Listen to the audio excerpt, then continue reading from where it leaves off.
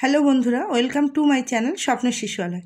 আমি চলে এসেছি আপনাদের জন্য আরেকটি নতুন ভিডিও নিয়ে। এই যে আপনারা যে সুপুষ্টি পক্ষ পালন করছেন প্রতিদিন, এই প্রত্যেক দিনের ভিডিও আমি দিয়ে দিয়েছি। তাছাড়া সোমবার হচ্ছে 21 তারিখ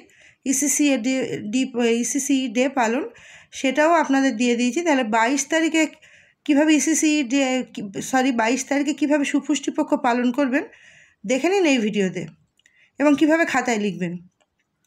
প্রথমে খাতায় লিখবেন সুপুষ্টি পক্ষ পালন। আমার হচ্ছে স্থান দক্ষিণ মাধবপুর অঙ্গনারী সেন্টার। আপনাদের যার যা সেন্টারের নাম হবে আপনারা সেটা লিখবেন। মাস এপ্রিল 2025, তারিখ 22/4/2025। বিষয় হচ্ছে propagation on first 1000 days of life. শিশুর প্রথম 1000 দিনের যত্ন কিভাবে নিতে হবে। সময় হচ্ছে আমার 10টা থেকে 12টা। আপনারা আপনাদের সুবিধা মতো সময় লিখবেন।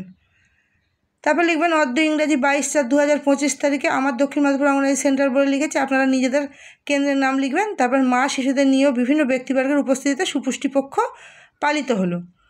উক্ত সভার আলোচ্য বিষয় কি? 22 তারিখে আলোচ্য বিষয় হচ্ছে শিশুর প্রথম 1000 দিনের যত্ন। শিশু যেদিন মার গর্ভে আসবে, এর আগের ভিডিওতে বা আগের দিন এই 19 তারিখে এই থিমটি ছিল, আপনারা আশা করি প্রত্যেকে করেছেন। সুতরাং নতুন করে আর কিছু বলার নেই। তবু বলছি যে শিশুর প্রথম 1000 দিন, মার গর্ভে যেদিন শিশু আসবে সেদিন থেকেই তার 1000 দিন পর্যন্ত ধরতে হবে। তাহলে সেই মা গর্ভবতী থেকে, প্রসূতি থেকে আর শিশুর 1000 দিন হওয়া পর্যন্ত প্রত্যেক দিন ধরে সেই 1000 দিনের শিশুর যত্ন নিতে হবে। তার মানে গর্ভবতী অবস্থা থেকে যত্ন নিতে হবে, যাতে গর্ভ অবস্থা থেকে শিশু সুস্থ থাকে। 2. শিশুর সম্পূর্ণ টিকাকরণ এবং ভিটামিন এর প্রয়োজনীয়তা। শিশুর সম্পূর্ণ টিকাকরণ দিতেই হবে, না দিলে কিন্তু শিশু বিভিন্ন রোগের হাত থেকে বাঁচতে পারবে না। কারণ ওই টিকাগুলো দিলে তার অনেক সুবিধা হবে, ওই রোগগুলো প্রতিরোধ করতে পারবে। এবং ভিটামিন এ হচ্ছে রাতকানা রোগের তেল। প্রত্যেকেই জানেন যে শিশুর 10 মাসে হামের টিকা হওয়ার পর থেকে প্রতি 6 মাস পর পর ভিটামিন তেল খাওয়াতে হয়।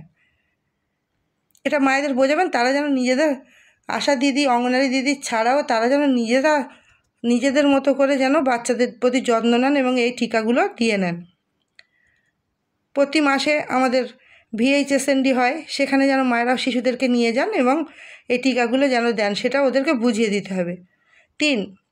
আঞ্চলিক খাবার দিয়ে শিশুর উপযোগী বিভিন্ন পুষ্টিকর খাবার নিয়ে আলোচনা করা।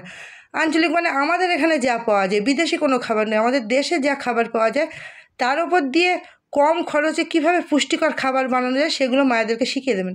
যেমন আটার রুটি, খিচুড়ি, তারপরে হচ্ছে হাতে গোলা রুটি, তারপরে হচ্ছে আপনার সুজি, দুধ রুটি, বিভিন্ন ধরনের যে খাবারগুলো খুব সহজে অল্প মুড়ির গুঁড়ো, অল্প পয়সা দিয়ে এবং হাতের কাছে পাওয়া যায়, সহজলভ্য, সেইগুলো দিয়ে যাতে শিশুর জন্য পুষ্টিকর খাবার খাওয়াতে পারে সেগুলো মায়েদেরকে বোঝাবেন।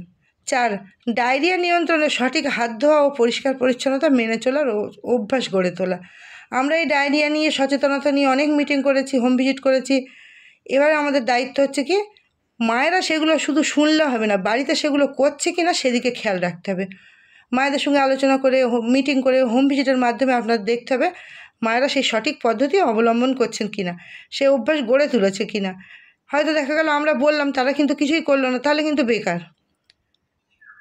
বেকার হয়ে যাবে। যখন আপনারা দেখবেন যে মায়েদের কাছ থেকে জিজ্ঞাসা করবেন যে আপনার বাড়িতে এটা কী করেন, ওটা কী করেন, শিশু যখন এটা খায় কী করেন, খাওয়ানোর আগে কী করেন, আপনি মলমূত্র ত্যাগ করার পর কী করেন, আপনার বাড়িতে যদি কোনো বয়স্ক ব্যক্তি থাকে তার মলমূত্র পরিষ্কার করার পর কী করেন আপনি, বা শিশুর মলটা কোথায় ফেলেন, এগুলো সব জিজ্ঞাসা করুন। বা আপনি কোথায় টয়লেট করেন, মায়েদের সঙ্গে সবসময় আলোচনা করলে তাদের মধ্যেও সেই সচেতনতা আসবে এবং তারাও নিজেদের মতো অভ্যাস গড়ে তুলবে এবং শিশুদের মধ্যেও তুলবে। এগুলো আপনি মায়েদেরকে ভালো করে বুঝিয়ে দেবেন। 5. অঙ্গনারী সেন্টারে শিশুদের এই ব্যাপারে সচেতন করার জন্য বিভিন্ন খেলা ও গল্পের মাধ্যমে সচেতনতা গড়ে তোলা। দেখুন, প্রত্যেক দিন বাচ্চা কেন্দ্রে আসছে, গর্ভবতী প্রসূতি মাও আসছে, তার সঙ্গেও 3 থেকে 6 বছরের শিশুরা কিন্তু প্রতিদিন কেন্দ্রে আসে। সুতরাং তাদেরকে আমরা যে সুঅভ্যাস গড়ে তুলি, যেমন নামের পরিচয়, তারপরে আপনার ওই যে নখ কাটা, চুল আঁচড়ানো, তারপরে যে আমরা জিনিস নিয়ম মানি, আমরা যে নিয়ম মানিগুলো শেখাই, যে আমরা জিনিস কাড়াকাড়ি করি না, আমরা জিনিস গুছিয়ে রাখি, আমরা খাওয়ার আগে সাবান দিয়ে হাত ধুই, আমরা জুতো পরে টয়লেটে যাই, আমরা মিথ্যা কথা বলি না, আমরা দুষ্টুমি করি না, আমরা জিনিস কাড়াকাড়ি করি না। এই যে শিশুদের মধ্যে যে আমরা প্রতিদিন হাত ধোয়ানো বা এখানে যে SNPতে যে এগুলো খাওয়ানো হয়, পরিপূরক মানে HCM আর কি, পরিপূরক রান্না করা খাবার বিতরণ করা হয়, তার আগে শিশুদেরকে হাত ধোয়ানো, খাওয়ার পর সাবান দিয়ে হাত ধোয়ানো, খাওয়ার পর হাত ধোয়ানো, বা শিশুর প্রত্যেকটা জিনিস খেয়াল করা, প্রতিদিন দেখা যায় তার হাতে নখ আছে কি না, সে চুলটা ঠিকমতো আঁচড়ে এসছে কি না, তার জামাটা পরিষ্কার আছে কি না, ছেঁড়া হোক কিন্তু সে যাতে পরিষ্কার জামা কাপড় পরে, এগুলো খেয়াল রাখতে হবে। তাছাড়াও শিশুর বিভিন্ন গল্পের মাধ্যমে, ছড়ার মাধ্যমে, যেমন আমরা কত ছড়া শেখাই যে এই ছেলেটা নোংরা ভীষণ, কী নাম তোর ওরে, কাল থেকে রোজ উঠে দাঁত মাজবি ভোরে, পরিষ্কার জামা পরবি, ছেঁড়া হলেই বা সাবান মেখে স্নান করবি, নোংরা থাকবি না। কেউ পরিষ্কার সুন্দর জামা পরে আছে, বাচ্চারা তাদের দেখে বলেন এই মেয়েটা ভীষণ ভালো, রোজ দাঁত মাজে, পরিষ্কার জামা পরে, কত সুন্দর সাজে। তাহলে শিশু দেখা দেখি শিখবে, এবং বলার মাধ্যমেও যে আমরা যখন বলবো বারবার, শিশু কিন্তু সেটা বাড়িতে গিয়ে করার চেষ্টা করবে। কেন্দ্রে আপনি যেটা করাবেন শিশু কিন্তু বাড়িতে সেটা করবে। তাছাড়া বিভিন্ন গল্পের মাধ্যমে শিশুদেরকে শেখাতে হবে, তার সচেতনতা গড়ে তুলতে হবে। তাহলে এইভাবে যদি সকলেই এগিয়ে আসা হয় তাহলে কিন্তু শিশু সুস্থ, সুন্দর, সুনাগরিক তৈরি হবে। তাছাড়াও আপনারা এই মিটিংটা সাব সেন্টারেও করতে পারেন। সাব সেন্টারে আপনি আশা দিদি, ANM দিদিদের নিয়েও এই মিটিংটা করতে পারেন।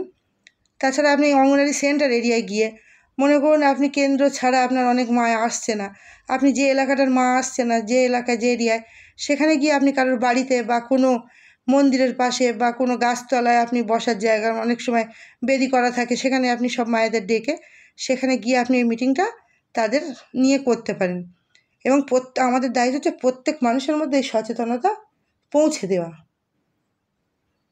এই যে সুপুষ্টিপক্ষ পালনের মূল বিষয়বস্তু হচ্ছে কি, প্রতিদিনের এই যে মিটিংগুলো হচ্ছে, এগুলো হচ্ছে মা শিশুদের মধ্যে এবং জনসাধারণের মধ্যে এই বার্তা পৌঁছে দেওয়া।